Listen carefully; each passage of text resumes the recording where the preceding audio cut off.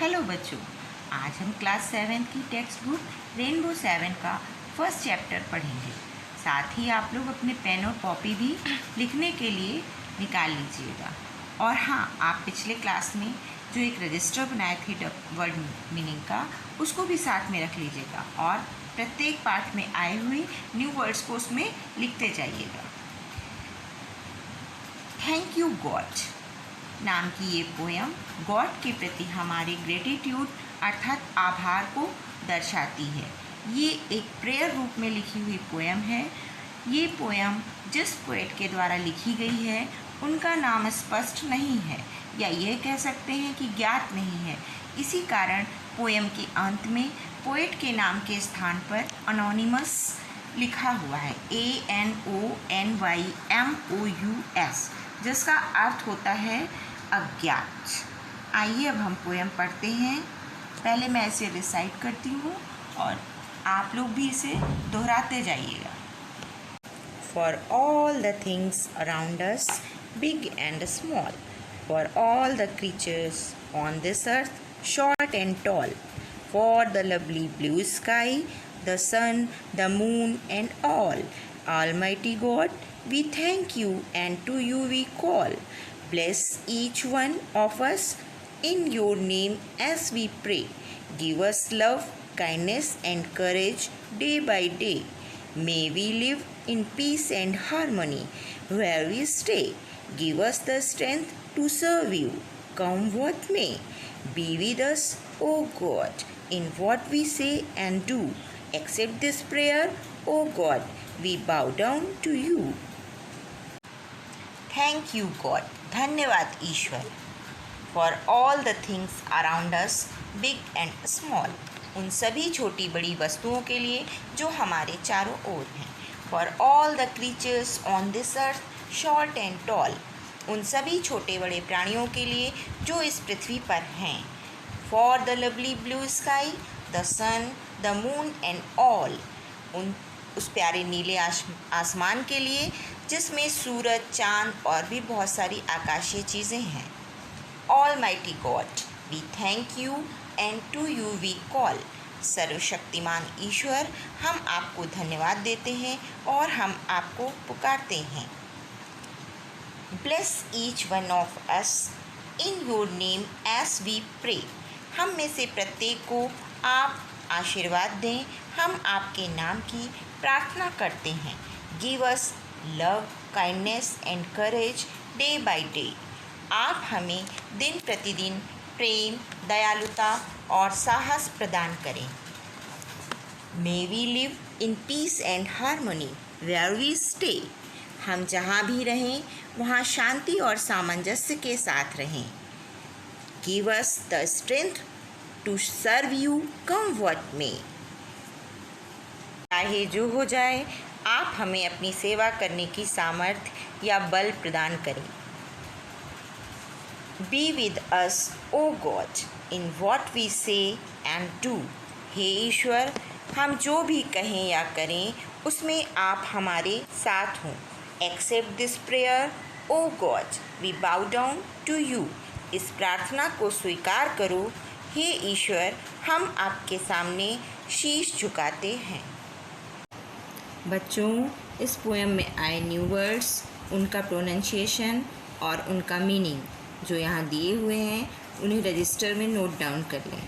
बाद में पोएम और इन वर्ड्स को बोल बोल कर याद कर लीजिएगा। हाँ, तो पहला वर्ड है क्रीचर, CREATURE।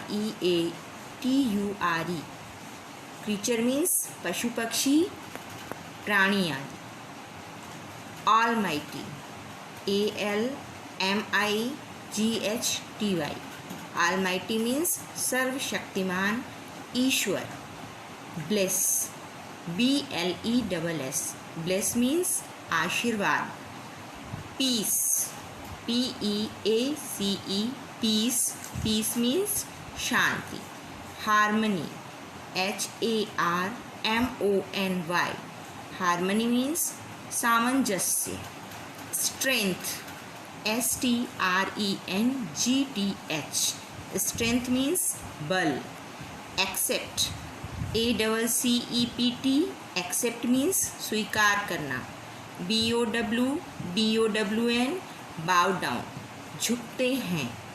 कम व्हाट में COMEWHATMAY कम व्हाट में मीन्स चाहे जो हो जाए।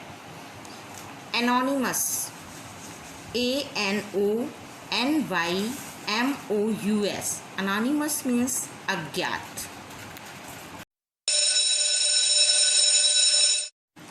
वर्ड मीनिंग के बाद अब हम इस चैप्टर के क्वेश्चन आंसर करेंगे।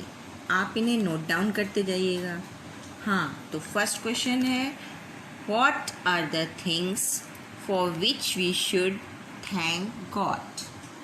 आंसर होगा, we should thank God for all the big and small things around us, for all the tall and short creatures on the earth, and for the lovely blue sky, the sun and the moon. A second question है, what are we asking God to give us? Answer होगा, we are asking God to give us love, kindness, courage and strength to serve him. Third question है, what does live in peace and harmony mean?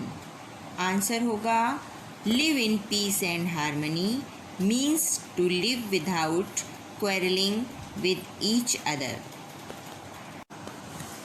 Fourth question है, why does the poet want strength? Answer होगा, the poet wants strength to serve God. Fifth question है, what does the word Almighty mean in the poem? The answer होगा, the word Almighty in the poem means God. बच्चों, यहाँ पर कुछ incomplete meaningful words दिए हुए हैं जिनकी स्पेलिंग को आपको कंप्लीट करना है। इसके अतिरिक्त आप लोगों को अपनी पिछली क्लास की कोई एक इंग्लिश पोएम को लिखना है और गॉड द्वारा गिफ्ट किए गए प्लांट्स यानी पौधे, एनिमल्स यानी पशु, रिवर्स यानी नदियाँ एंड माउंटेन्स यानी पहाड़, इनको दर्शाती हुई एक सीनरी भी बनानी है। यह चित्र आप लोगों की हेल्प करेगा सीनरी बनाने में।